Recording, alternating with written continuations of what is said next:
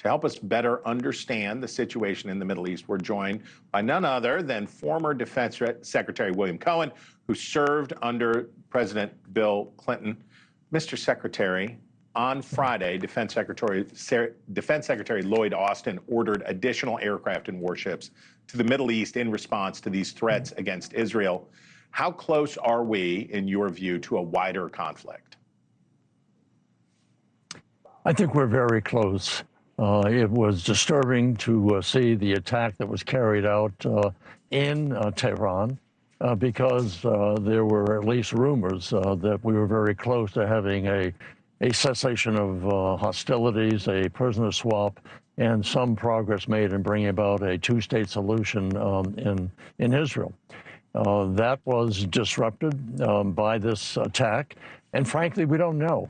We don't have enough information. The Iranians are apparently trying to find out who had access to the quarters where the leader was killed.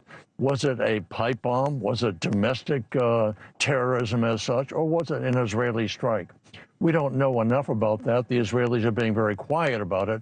Iran has not yet indicated whether or not it was a local individual who planted a bomb or whether it was a missile or some kind of a drone strike carrying it out. But I think it's, we get close. It's sort of like the Peanuts cartoon. We're 10 yards away from the finish line. We're 5, we're 4, we're 3, and then Lucy pulls the ball out. And I don't know whether it's the Israelis or the Iranians, and none of us know that at this point. What I do know are two things. Number one, Israel will never be safe and secure as long as there is not a legitimate Palestinian state.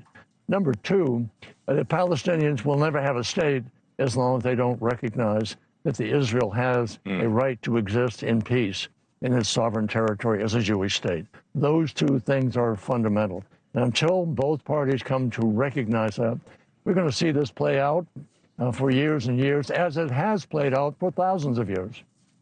But is this something that if the United States was in Israel's situation, the United States might try to eliminate the leader of an opposing force, right? That's something the United States might do.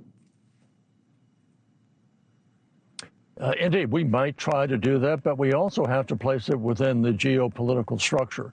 What exactly are the consequences of taking out a leader at this time?